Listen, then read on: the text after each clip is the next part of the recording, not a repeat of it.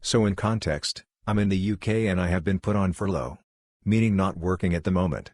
My company hasn't really been in touch much, just left me to it, so for all this I asked if I could get called more. Fast forward to today. My mother calls and I get this horrendous loop back. You know, the kind where you can hear your own voice. So I ask her to call me back. A few moments go by, no call. So I text her, "Why don't you love me?" My phone goes off and I think it's her and shout, "Why don't you love me?" on speakerphone. I get a high up at my boss. OHHH God. I just laugh and say, "I'm so sorry," and Hess like, "That's fine, glad to hear you in good spirits," and continues the conversation like nothing happened whilst I'm dying on the other end. So embarrassing. I tell my mother when she does call back and she's like, "Wait until your father hears about this. I'm never going to live this down now." DL, doctor, I screamed down the phone at my boss asking why he didn't love me because though it was my mom who called.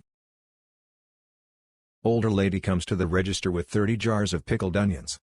Lady, all of these are out of date.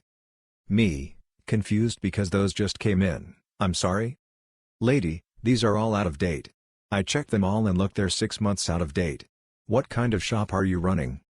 Me, could you pass me one please? Lady, huffs and slams one down on the counter. I think it's despicable that the staff here aren't doing their job, just disgraceful. Me, having read the dates on the jar and immediately realizing what's happened. Oh, I see, if you look just here, the date you were looking at was the production date, the best before date is just below it. Lady, I know how to read a date. Me, it's very easy to misread the label on these, but I assure you they're well within date. It's not easy to misread, very clearly says production on the first line and best before on the second. Lady, how could you be so rude? I'm going to call corporate and have you fired. She left in a huff and my boss, and the owner of the company, who had watched the whole thing, burst out laughing. I had a payment plan for something I bought online. I came into some money and wanted to pay it off. When I called, their system was down, so they had to call me back. When they did, I said I wanted to pay off my balance. They tried, but their system wouldn't take the payment, of 4 cents. 4 cents. They were laughing at me trying to clear my balance. I was laughing because I thought it was much more. They called accounting and they laughed and excused the debt. Good times. I post only because I told her I would. Where is my smiley face?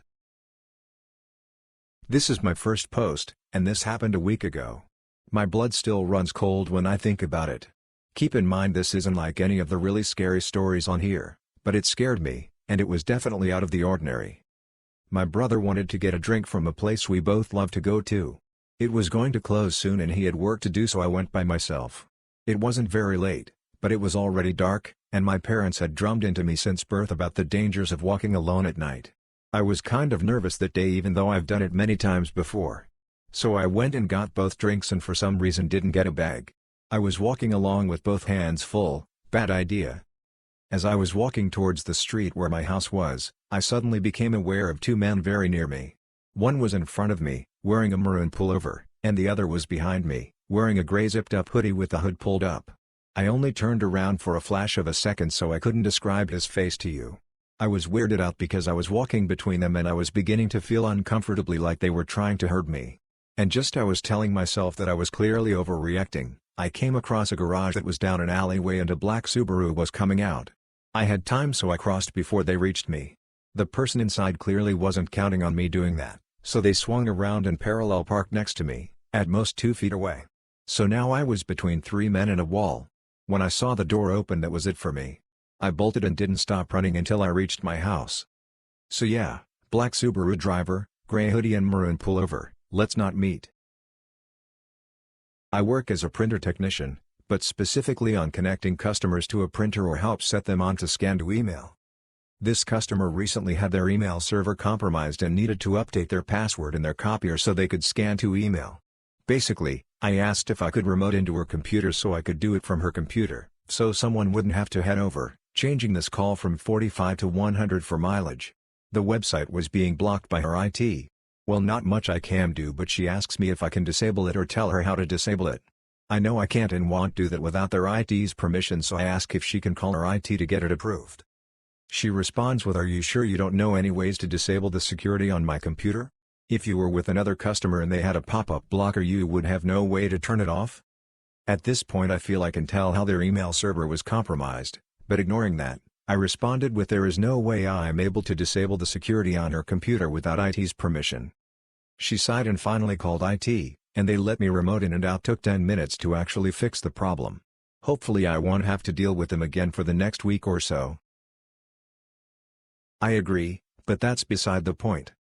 Today's my Monday, so as I'm getting everything ready for the day, a woman and her young son come to the desk. They're checking out.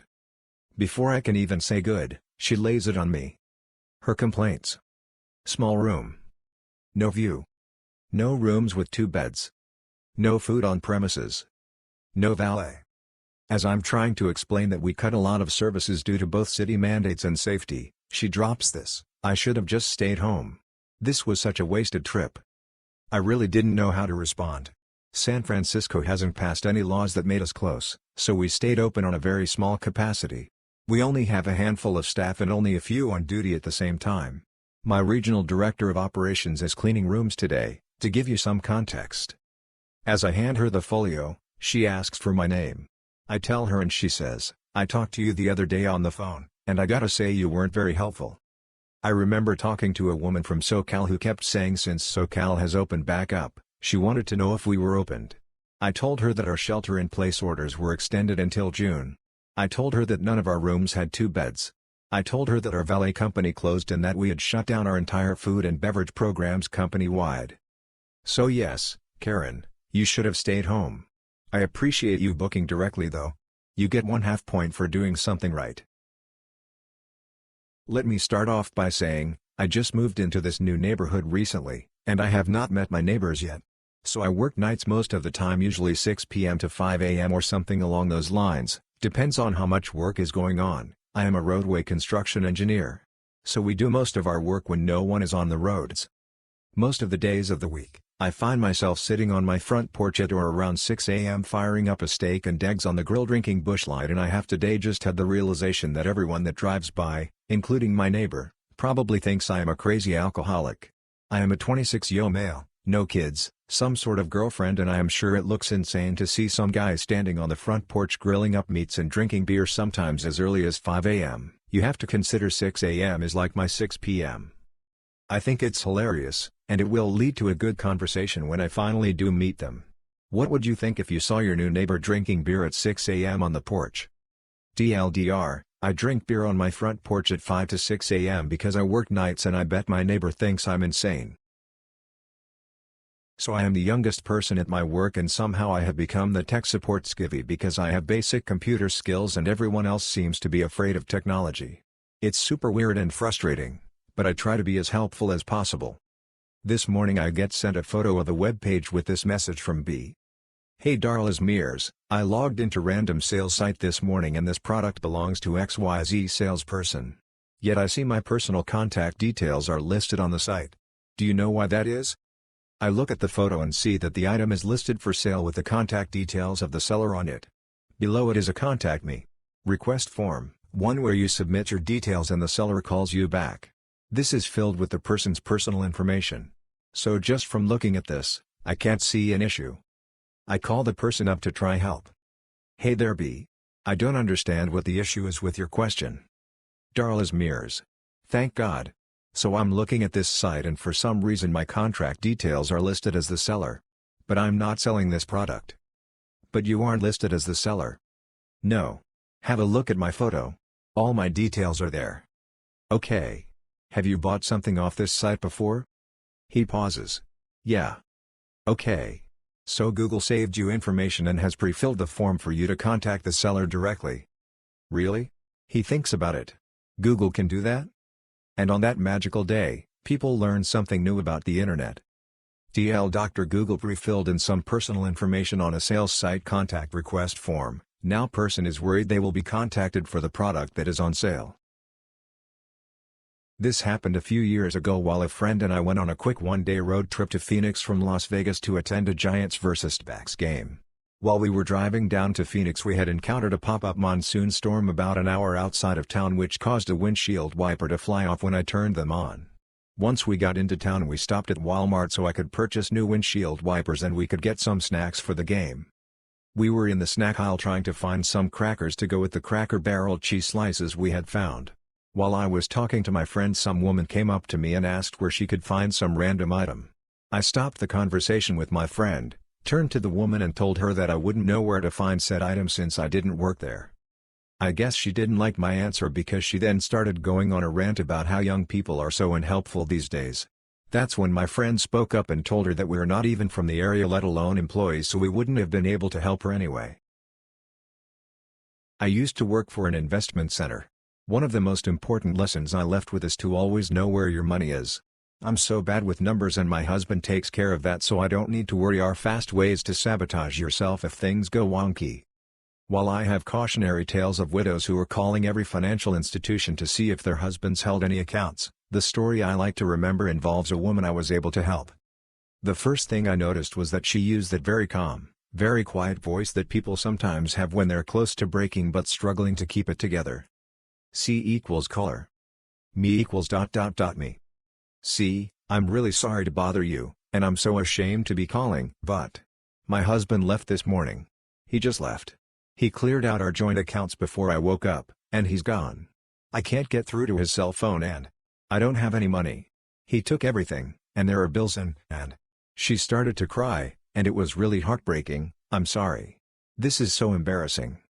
Me, ma'am, there is nothing to be embarrassed about, and I'm here to help if I can. When you're ready, may I please have your first and last name? I will see if you have any investments here. C, thank you. She sniffled a little bit more before telling me her name. I think my husband invested something under my name, but I'm not sure. I let him handle everything. I trusted him, and he took everything and ran away with his assistant. I didn't think that really happened, but here I am. I found an account under her name, and ran a security check to verify that it was hers. It was a type of spousal investment, where one spouse can invest money and claim the tax credit. The money belongs to the person whose name is on the account, however, not the one who contributes. She really started to sob when I relayed all of this to her, but this time it was in relief. She verified that he couldn't withdraw a penny, then followed my instructions to begin withdrawal proceedings. Bonus round, her husband called later that day. My name was in the notes of the account, so he was transferred to me. He yelled at me about how that was his money, and he would see me fired and sued for telling his wife about the account and how to withdraw. In my sweetest customer service voice, I recited to him the federal rules surrounding that specific type of investment. Again, he may have made the deposits, but the money belonged to her. If he needed additional clarification, I could give him the number of the government section that handled these things. He, unsurprisingly, escalated the call, and was told the same thing: take it up with the government. We were just following their rules. 39 years ago I did telephone tech support for a computer hardware company in San Diego. Never did on-site visits except for one odd situation that I'll post about another day. We made controller boards to connect mini computers to printers. I was learning on the job. I kept a detailed card file of each user's symptoms and ultimate resolution, so that over time I evolved a paper database of problems mated with solutions. One of our customers called me because their board had arrived and a physical inspection revealed damage. I asked what kind of damage. He explained it looked like one of the components exploded. Now that board was working the last time I saw it, so something must have happened in transit. We sent him a replacement and he shipped the damaged board back. Customer was happy. But we were still at the cost of a new board, around $1,500 if I recall. When the damaged board arrived, it looked like a crater on the moon. The component that exploded was a large capacitor. Almost nothing was left of it. Burn marks covered most of the board radiating out from the capacitor's location. We had to badger the shipper for a few days before they admitted that the delivery truck was struck by lightning. The driver was unharmed, so they assumed the cargo was okay too. We filed a claim and got reimbursed. As for the board, the director of manufacturing hung it on the wall of the factory. Every time he gave a tour he told the story. Hello everyone. Enhanced images of Opelika, Alabama Jane Doe released. Some of you may be familiar with the currently unsolved Opelika Jane Doe case dating back to January 2012. Grainy images of what investigators believe are the little girl, approximately between 3 and 7 years old, at a local church vacation Bible school event have been released over the years to no avail. Today, enhanced images were released in the hopes that she can be identified and the people responsible can be brought to justice. Her identity, her parents/guardians, and perpetrators remain a mystery. The perpetrators could very well be her parents/guardians. Her autopsy showed she was abused in her short life. The released images, throughout the years, show some type of trauma or disfigurement to her eye. Take a look at the link as it gives a great summary of the case and what work has been done to bring it to some type of conclusion.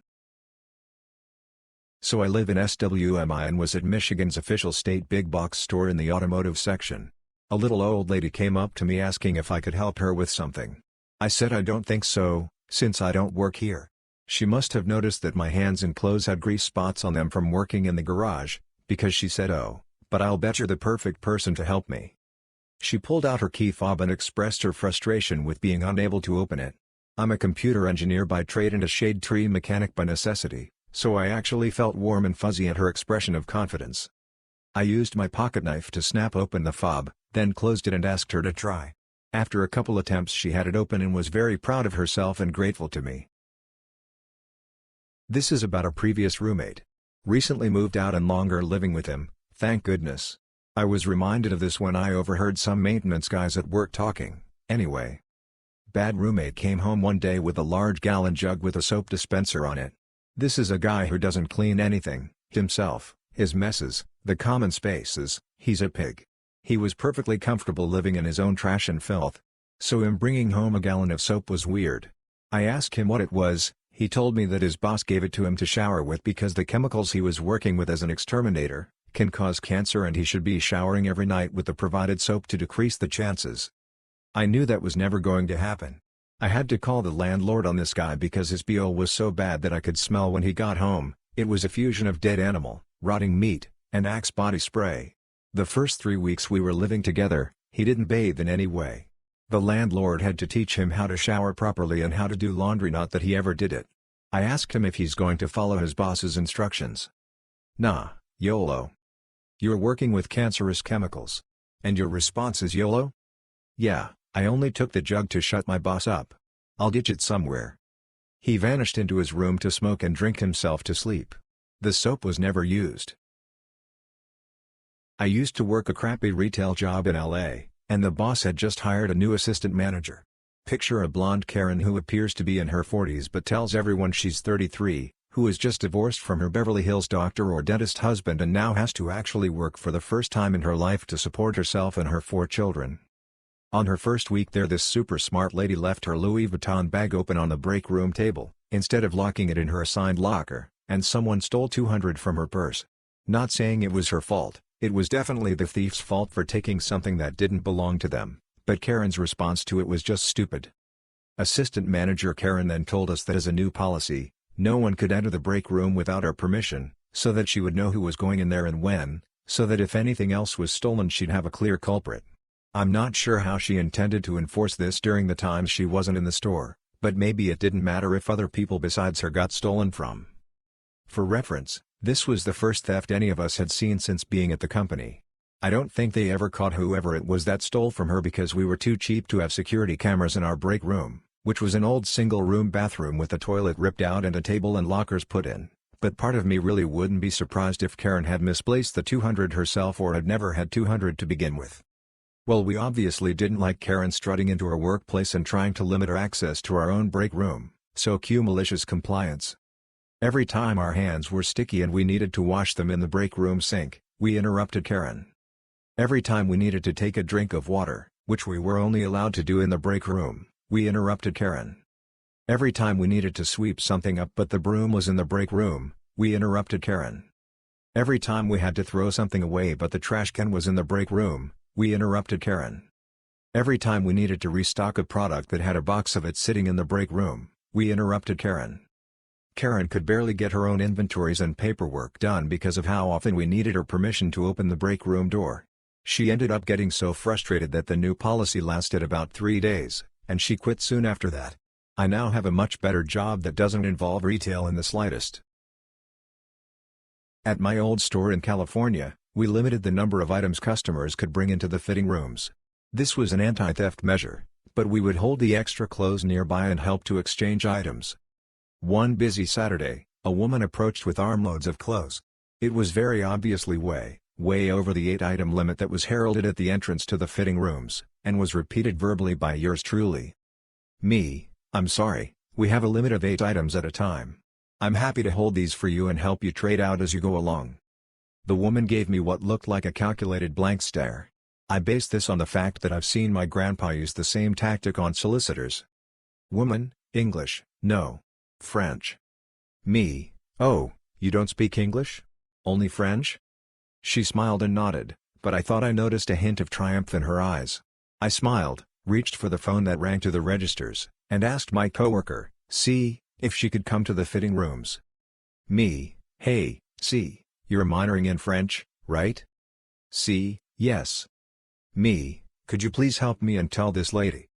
Woman: "Ah. Only 8 items at a time? Okay. I will take these." She counted out 8 items and handed the others to me.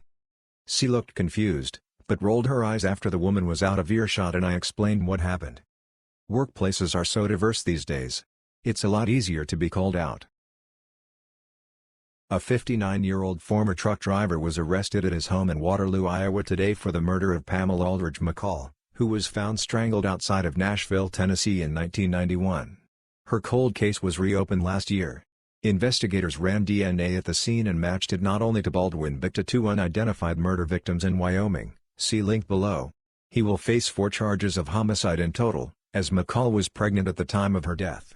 The news report is pretty brief and doesn't mention how exactly the DNA was initially linked to Baldwin. It doesn't sound like his DNA was already in a database. I have to wonder if they're looking for other victims. Without more details, it's hard to say whether he knew all these people or was selecting victims at random along his trucking routes. Added to add, the 2 Wyoming murders are Jane Does. They were found in Sheridan and Sweetwater County, respectively. You can view their profiles here. What a terrible title. Let me just clarify, it was all in good spirit. Here goes. About 3 or 4 weeks ago I watched a video of a trick/joke which is getting someone to touch your jaw because you tell them you have something called dog jaw. When they go to touch it, you then snap at them like a dog in a friendly, funny way. In most cases. So this morning I woke up in a jokey mood and decided to play this trick on my 7-year-old daughter. She's very jumpy and in my mind it would be a genius thing to start the day off. Oh, how wrong was I? I start the joke off with great dedication and acting, holding my jaw tightly and wincing in pain. My daughter asks, "Are you okay, Daddy?" Of which I respond appropriately to the trick. My dog jaw is starting to hurt again. At this point I'm bouncing with excitement in my head and thinking how well this trick is playing out so far. She responds with a loving and caring look, "What's dog jaw?" I say, trying to hold in my enthusiasm here, "Feel my jaw," at which point she points her finger upwards and starts to slowly move to my jaw. Within a split second I growl and lunge towards her with a terrifying open mouth and teeth showing. Now, let's just take a moment to put ourselves in her shoes. If you see a scary face lunging towards you and hear a loud growling noise from that same scary face, you would naturally retract your finger away. Well, no, that didn't happen at all. Instead, she for whatever insane reason has the complete opposite normal person reaction and continues to move her finger towards my open mouth and actually increases her speed at the same time. It wasn't until I felt the tiny 7-year-old finger between my snarling adult teeth that I knew I'd flipped up. She withdraws, finally, and bursts into tears. I'm not sure if it was tears of pain or the fact your daddy, who you are trying to help, has just bitten you and scared the living shit out of you. Probably a bit of both. You would think that's the worst part, but sadly not. Just as the trick had reached its climax and the finger was clamped between my teeth, my wife sees me doing this. She has not seen any other part of the trick. In her eyes I have just become mentally insane and bitten our daughter whilst role-playing as a dog. The look on her face was nothing I'd ever seen before, not anger or upset, just very, very confused, which eventually morphed into both anger, upset and still confused. I of course see her reaction and realize what she must be thinking, so burst into laughter whilst also consoling my daughter. That's when I really knew that I'd double flipped up. FYI, my daughter was fine shortly after and we all had a good laugh this evening about it all. I'm now banned from playing tricks. TL, doctor by biting my daughter's finger whilst trying to do the dog jaw trick and my wife only seeing the worst part, the bite, and me laughing hysterically. I work at a small-town coffee shop that has managed to adapt and stay busy during COVID-19 by utilizing a window for walk-up service. A regular problematic customer, let's call him TJ, is a typical middle-aged man riddled with toxic masculinity. He often makes female employees and customers uncomfortable with his comments. Lately he's been around a lot, being typical TJ. Today he came to our window and ordered a coffee, Cool, nothing out of the ordinary. A co-worker asked him if he would like to tip via our Square register. We normally don't verbally ask customers, but with the current pandemic we are not allowing customers to touch our iPad system. He proceeded to tell her to put 100, and reassured them he wanted to tip that much because he appreciates our hard work and effort and wants to chip in since our business has been a bit slower. Okay, I gave him that and almost have a change of heart about DJ. We both outwardly thank him and he goes on his way. I text my boss about this uncharacteristic interaction with TJ, and through their end of the register system she was able to look at the transaction. They noticed that not only was the credit card he used not in his name, but in his boss's name, on their company card. Typical TJ. What a D-bag. Before my family got rid of our home phone, our number was very similar to a local Walmart's. We would always receive calls from people who accidentally dialed our number while trying to call Walmart. Usually we would just inform them they had the wrong number and they would apologize, and that was the end of it. We eventually knew Walmart's actual phone number by heart and just give it to them before hanging up. But sometimes no so nice people called. Phone rings. Me, around 12 years old, hello? Customer, that's very rude. Me, I'm sorry? Who is this? Customer, that's not how you should answer the phone to customers. Me, I'm sorry but I think you have the wrong number. Are you looking for Walmart? Customer, yes, I want to speak to her manager. You shouldn't talk to customers like this. Me, I'm sorry but this isn't Walmart, you have the wrong number. Customer, no, I don't. Please give me her name and put her manager on the phone. Me, you called 123-456-7890, Walmart's number is 123-456-7899, fake numbers obviously.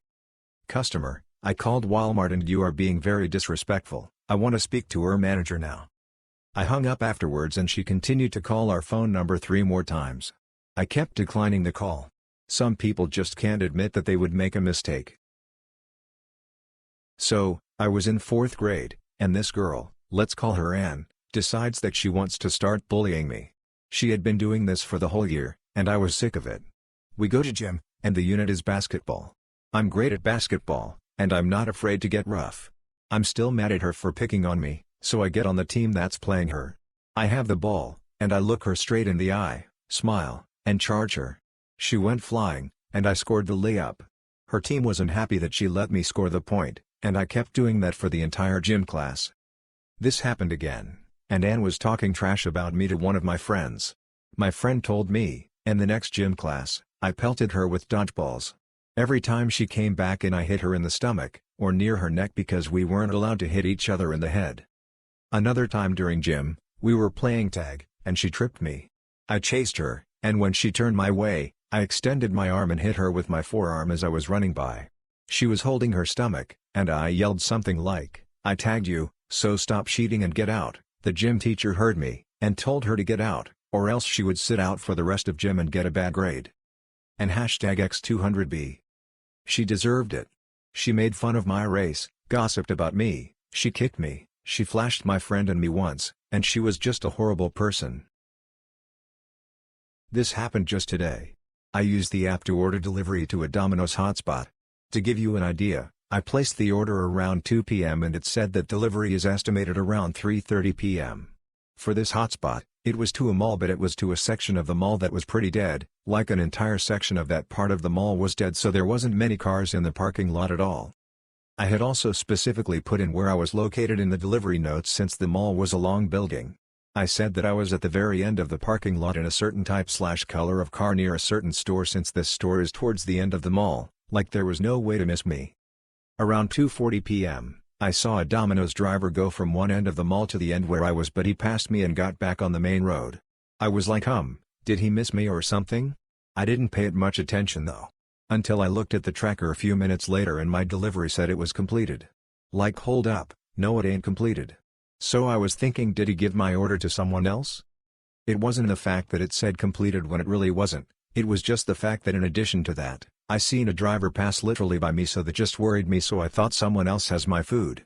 I wasn't upset since I understand being busy, but I was worried. I was about to either call up Domino's or go to the store because it wasn't more than like 10 minutes away from the mall. Luckily for me though, before I started driving away from the mall, I circled back around just to make sure, and sure enough, I saw a different Domino's driver, but this time he went down the row where I was parked. At that point, though I was already on the other side of the mall, I couldn't just go full speed without running someone over. When I got back to where I originally was, that's when I got a phone call, and that's when I knew it was that driver. He was asking me where I was at and told him that I see him. I was waving out the window. It was like a chase because I watched him try to find me, but he couldn't, so I was trying to get around there quick enough before he left. I mean, I knew he would have most likely called or texted me since I'm a delivery driver too, but not for Domino's and not in this part of town, but I didn't want to be that kind of person. I like to be there in position so they don't have to call or anything. But I don't know what exactly caused this. If the app tracker didn't say it was completed, I would have stayed there because I thought they gave my order to the wrong person or something. Anyways, they were tipped good though.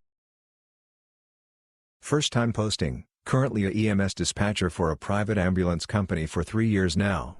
We take some calls, however, they're usually seizures, psych, and falls. This one? Probably should have been psych, but unfortunately she wasn't the patient. This call happened in my first year, while I was pretty fresh and didn't understand the power of controlling a call. And #X200B. Me, okay, tell me exactly what happened. CLR, yeah, my mom fell in the other room, you know we have her locked in there right now, but yeah, she fell and I think she may have hit her head. Me, okay, are you with her now? CLR, well, you see, she has dementia, and we live in a new home, so she is locked in there. You see, we can't have her wandering because of the bears that are around here. Me, have you gone to check on her yet? CLR, no, I can't unlock her door because she will get out and the bears will get her. Me, can you please go check on the patient? CLR, yeah, I think she might have hit her head, it sounded like she hit the end table, that's what woke me up, but even our big dog, insert large dog brand, is afraid to go outside because there are bears here at this new house. Please send the ambulance, but make sure they get in and out quick because the bears will get them. Rinse and repeat for literally every one of the 10 questions involved with a fall. I was essentially working with a third-party caller as she flat out refused to unlock her mother from the room until the EMTs got there, let alone even go look at her. And #X200B. I kid you not, I heard way more about these bears than I ever got out of her regarding her fallen mother. While I may have wanted to bash my head into the desk repeatedly asking her the questions, now I can have a good belly laugh over it. From what I do remember though, Mom was transported alright, and no EMTs were mauled by the darn bears. Hi. Just a little backstory first. My wife was together with her then boyfriend with whom she had a lovely daughter. Jump ahead 5 years and we've been together for 4 years, got married and are happily living together. The situation with her now ex hasn't gotten better at all, and since the start of the pandemic, something weird happened. It started with him refusing to drop her off, saying that he felt we would not take care of her as well as we should and that having her here would endanger his girlfriend and stepdaughter. We took the case to court and won. He brought her over soon after. Since then, he has refused to accept her back into his home, saying that his stepdaughter is a risk factor and that he fears for her safety. Rather than staying in quarantine, however, his stepdaughter is out and about, playing outside, went over to her father's place, her grandparents, while his girlfriend, another risk case, is similarly not staying home in any way, shape or form. Whatever, all this isn't really the point. The judge had said that we should provide the father and his new family with the opportunity to make video calls, which we did. 3 times a day, they would call and things seemed fine. Nowadays, he seems to be working more again and sent us an email with the following concerns. 1. We were not adhering to the standards set by our government, we are. 2. He doesn't want to speak with his daughter as often, now only once a day, we agreed with that. 3 times seemed a little much after 3 weeks of having done so. 3. He believes we are not keeping to our bedtime, which is 7 p.m., and that we have to do so or else we're willfully ignoring the agreements set 4 years ago concerning bedtime. Now, it's the final part that made me smile when my irate wife had me read the email. I simply said, well, the fact is, she's been going to bed late because they call at 6:30 p.m. and usually take longer than 30 minutes and often going to roughly 7.30. I guess from now on, we just tell them to hang up at 6.50 so she can go to bed on time. We sent our reply in the mail and did not receive any confirmation. I did, however, surprise him by doing exactly what I promised. I make sure they hang up every single day after just 20 minutes. I may be being petty here, but after a solid 4 years of enduring taunts, willful lies and a laundry list of the most typical annoyances and grievance that come with a divorce involving two stubborn parents, I have had enough. I'll keep complying with that particular wish until he admits he was a fool, though I doubt that will ever happen. TLDR, my wife's sex demanded that we make sure little daughter goes to bed on time, so I cut his time on the phone with her down to 20 minutes. This happened in the early 90s. The company I worked for did a lot of service contracts for government offices. They were pretty lucrative as long as not a lot of stuff broke, but when something did break they would call us and we would have to go fix it. If it was the customer's fault they would have to pay an hourly rate of 90/hour/tech. We got a call from an office in the federal courthouse, a building built at the turn of the 20th century. They said a computer was acting weird, the monitor was pulling to the left, then going back to normal for a second before pulling to the left again. One of our techs did a little troubleshooting with them on the phone, then told them that he's on the way out and should be there within an hour. He grabs a monitor and video card along with his basic trouble kit and heads out. A couple hours pass and the tech calls in. He said he has tried everything and can't get it to stop shifting left and popping back. He asks me to bring out a new unit. I put together a computer equal to what they have and head out. In the meantime he heads to lunch and we meet at the client's office. Sure enough, the monitor pulls to the left until it becomes a line, then pops back. The other tech is completely flustered. He asks me to take a look. I spend a little time checking the monitor, the CPU, wiggling cords, shut it down, check all the cards, reseat them, basically all the troubleshooting steps. These old buildings don't have good power or good air circulation, it's summer so it gets hot in the offices. I'm ready to try moving the workstation to another location to see if it does the same thing there before giving them a new computer. Then I notice that it feels like something is brushing by my legs. I look down and see nothing. I look behind the desk and see nothing, but something is there. I get down under the desk which is stuffed with old boxes and dust, and then I see it. The worker had stuck a small oscillating fan under the desk. It was on low so it was making almost no noise whatsoever. Every time it swung to the left the monitor would squeeze up into a line on the left, when it went back to the right the monitor would pop back. I looked at the other tech and said watch this and turned off the fan. The monitor went back to normal and stayed. The workers were so happy, they started asking what I did, so I pulled the fan out and explained to them how magnetic fields work. They were somewhat embarrassed. We packed up everything, put the original video card back in and filled out the ticket. We did charge them for 2 hours, but only for one tech, since I felt we should have found this faster. They paid without complaint. That was the first time either of us had ran into an oscillating fan hiding under a desk, under a monitor. So, I come into a decently occupied night. We're close to 50%. Anyway, my last reservation arrived around 2 a.m. Reservation is not in his name and of course has no credit card. He makes some calls and then the actual person with the reservation comes in and gets everything squared away. I get guy's ID and add him as a guest. He was dropped off here by someone else, and all he has with him is a giant trash bag and a small TV. 15 minutes later there are a herd of people at my door for his room. 10 minutes later the cops have been slowly and darkly circling the parking lot. The went and did the same thing at the hotel across the street and then back to mine and is now sitting off to the side still in dark mode. I'm not sure any of it is connected but yeah, something is up.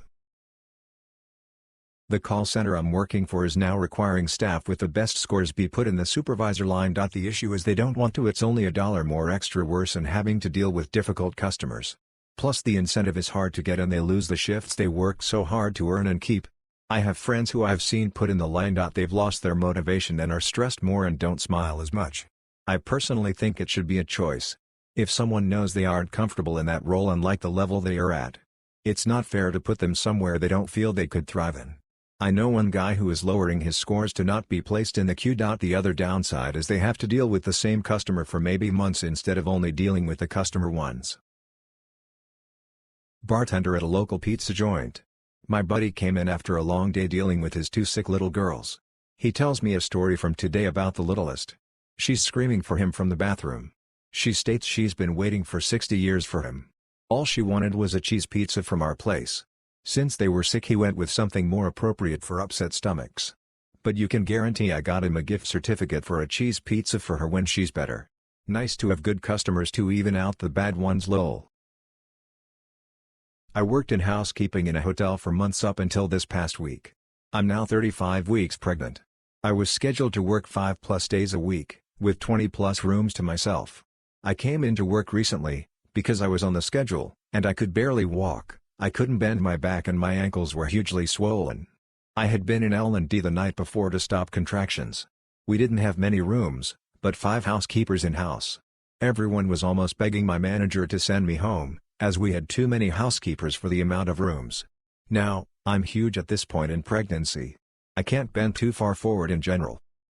My manager and I, discussed a couple weeks ago that she didn't want me cleaning bathtubs, so I was to have another housekeeper come clean my bathtubs. No biggie, I was fine with that. Well, the day before I quit I had went to find another HK to help with a bathtub. Said manager stopped us in the hall and asked what we were doing socializing on the clock. We explained that she was going to clean a bathtub for me and would go right back to her rooms. She yelled at me and said that if I can't do my job, I need to quit so that she can hire someone who's willing to work. I explained that it wasn't that I wasn't willing to work, rather that's one small task that I myself struggle with accomplishing. She didn't care. She continued yelling at me. Now, I've always hated being yelled at, so I spent the rest of my shift crying while cleaning my rooms. I got home from work, still crying. My boyfriend became extremely upset as I told him what had happened. We decided that it's in the best interest of our child that I just be done, as it's a lot of emotional trouble as well as physical. So I gave my manager her wish, and I went in and handed in my scrubs and quit. She seemed sympathetic, said she understood, was sad to see me go, and for me to come talk to her after I was released from maternity leave. Fast forward to today, another HK at said hotel was talking to this manager, while recording the conversation to send to me. She asked if I would be back after baby. The manager told her that I was lazy and a crybaby so she would never consider hiring me back. I'm glad I quit. I feel like I dodged a bullet. I'm not sure that I'll ever be able to convince myself to work in housekeeping again. Gym teacher assigned homework to high school kids to track their activity level while they're away from the building during school closures. For 6 weeks, he got zero cooperation. Then he saw the kids riding their bikes. His next email tells them to log their bike rides. The kids are annoyed they have to do any homeschooling work, and gym is the last thing they want to comply with. But they figures out to maliciously comply and get great grades. My son and his friends all have motorbikes. Easiest A+ they'll ever get. Assignment came in last night, they were out in their motorbikes this morning, with their GPS bike ride apps tracking their every inch. Kids 1, gym teacher 0. Mobile, sorry. Some customers just really take the cake. Leave you scratching your head and saying alrighty then. I got a call this week from a customer who had questions about why she had received a new card. Because her card is part of a major conversion move, I have answered the same questions and delivered the same spiel about 1,000,000 times, give or take. So I start telling her about the process her card is a part of, what she can expect, and follow-up details. Keep in mind that my company is very much about no paper and everything is digital. The next words out of customer's mouth are, yeah, I'm going to need you to transfer me to someone who knows what they're talking about, not just reading off a script like you are. I need someone who is experienced.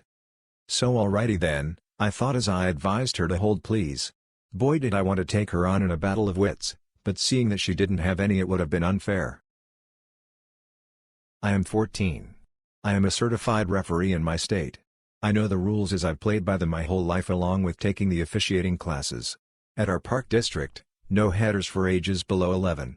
But in U12, it is up to the referee's discretion. So if it's a small tap it's okay. That is exactly what happens. So the coach behind me screams at the top of his lungs there are no headers in U12 5 to 16 times. I ignore him. Though I could eject him. It was last game of the season and I didn't care. After a bit of yelling, he says fine, go duck yourself then, which I turn and tell at him for saying in front of U11 kids. I wish I sent him away or ended the match. Sadly I didn't do much and my partner is a longtime referee, officiated my matches as I grew up, and he is deaf. So he has no idea what happened. The person who runs Park District in my area has been informed and is taking action. So American here working for transit enforcement. I got assigned to riding trains while waiting to relieve another team. Now homeless is a big issue especially in these times. I did my loop 2 times and these 3 homeless were refusing to leave a station. After my second contact I told them that if I had to come back I'd bring a CCI, Code Compliance Inspector, to cite them. Sure enough 15 minutes later I grab a CCI and he agrees to VW them with me. We got to the station where the homeless guys were and they're gone. So we spray the beds they left behind with some OC and leave. Just as we are about to leave the station, a train pulls in and out spills a guy and a woman. Turns out the guy was assaulting the woman with a cane. CCI moves in to arrest, I assist. My first U off. PD and medics arrive. Woman is okay, a little banged up with a few welts. Shaken, but she gets into the ambulance. PD arrests male. Got me thinking. If those homeless had never refused to leave, then I would have never gotten a CCI and we would have never been in that station to save that woman. Butterfly effect? I was asked to do a guest lecture today. I used to be a student and the lecturer thought it would be a good idea for me to provide my perspective on what I learned from uni and applied that at work, etc., etc. Obviously, with the current situation, I had to join the class via Zoom. A little bit of a background into my meeting habits: I usually join a Hangout/Zoom call with my phone, just because I have my headphones in and it's easier, and then join the same call on my laptop if I have to screen share or watch someone else present something, etc. Also, headphones connect to my phone as soon as I turn them on and I just start listening to my Spotify playlist. Now, as an accountant, you don't listen to chill pop music while working on spreadsheets, you listen to stuff that gets your blood flowing. Thing like Go to Sleep by Eminem. I think you know where this is headed. Now fast forward to this morning, I joined the call normally, on my phone and then on my laptop. Everything was fine. Now it's my turn to start presenting and start with my guest lecture slides. I have a couple of videos to show to the class, so I join with audio. Now here's where the flip up happens. I'm not sure how my Spotify didn't pause on my laptop, but it started blasting my playlist through the Zoom call. It was like I had an entrance music to the Zoom call. I tried muting the sound, but that didn't work. Ended up quickly stopping screen share and then closing Spotify and resharing, this time with no entrance music.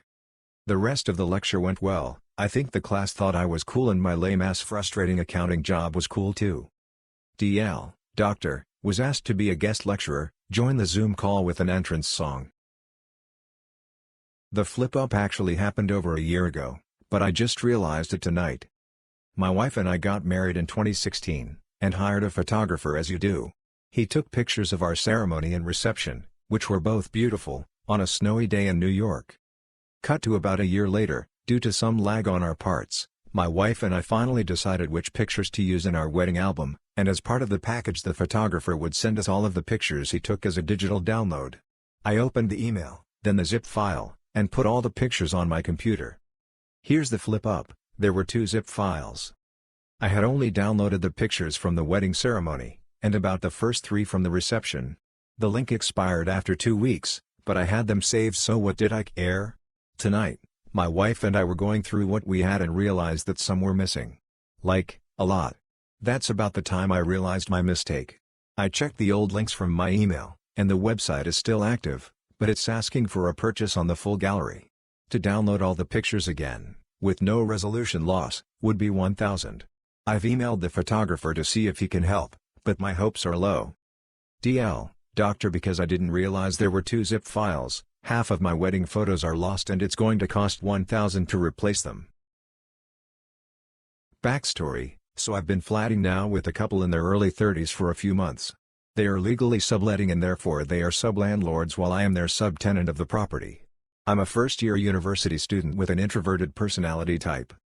I am mostly in my room, with my headphones on, and I only venture out into the kitchen to prepare meals. I don't drink at home, I don't bring more than one friend over at a time, I don't play loud music, and I don't use the kitchen facilities at the same time they do, and I hardly spend time in the living area. I never leave out mess/dirty dishes for even an hour, usually cleaning them before I even eat my meals. I have never failed to pay my rent or pay it late, and I keep to myself at all times. I have received numerous complaints, such as failing to manually dry my dishes straight after washing them, which I don't understand because what else is a dish drying rack for? I have also received many noise complaints over these few months, including taking phone calls in my room, but, most recently, text, flatmates/couple, you keep waking us up. Your 7 a.m. showers and being in the kitchen at this time are loud, and we need good sleep because our jobs are hard. No noise or showering until 10 a.m. First of all, I don't play music or sing in the shower or anything that's extra disruptive. I am just taking a shower. Secondly, showering to start my day is important, and I have academic obligations to attend between the hours of 7 to 9 a.m. They also don't want me to use the kitchen facilities before 10 a.m., which I'm not surprised by as they've complained about my noise of washing dishes in the past. However, since my day starts before theirs, doesn't that take away my ability to make breakfast before my daily activities? I feel way too policed with everything I do, always receiving text complaints for doing normal things with minimal noise. I'm scared that they will evict me. I'm not too sure how subletting works, as there aren't many alternative living options on the market at the moment. Should I be expected to conform to their request? Am I really supposed to not be able to start my day, make breakfast or shower before 10 a.m., when they wake up? I was under the notion that society generally gets ready anywhere from 6 a.m. and onwards in the day for work/schooling. Thanks in advance. So this morning I went into the bathroom while still bleary-eyed and basically half asleep. Big mistake. As I sat there with my eyes closed, I started feeling like I had a few loose hairs brushing on my arms. At this point I started opening my eyes and I saw these little black spots hovering in front of me, and on the walls, and all over my head and arms. It was at this point that I fully woke up and realized that I was now covered in baby spiders. I'm assuming that sometime earlier a sack of eggs had hatched in the vent above the toilet and I had wandered into the bathroom at the exact time all those baby nightmares were making their descent. Well, I ended up immediately jumping up, killing as many as I could, and hopping straight into the shower to wash them off of me. I don't know how effective that was because as I was writing this, several hours after the fact, I just found another one crawling down my arm. FML. DL, doctor went to the bathroom half asleep and ended up covered in spiders. So many people are in a hurry to prepay for fuel, but then wander the store afterwards. Sometimes they go eat at the restaurant. Then when they finally go out to pump 20 years later, they wonder why their pump isn't working. Because it timed out, dummy. If they paid with cash, it's an easy fix. Refund and reset. If they paid with a card, then it suck. All card prepay is refunded back to the card. I have no control over that. They have to prepay again. Also, depending on your card, it might take a day for the balance to be refunded. If you don't have enough money to account for that, your card will be declined the second time. I try to tell people that the pump will time out. Some listen. Some decide they can use the bathroom and buy snacks in less than 8 minutes. They usually can't. Some accuse me of ripping them off.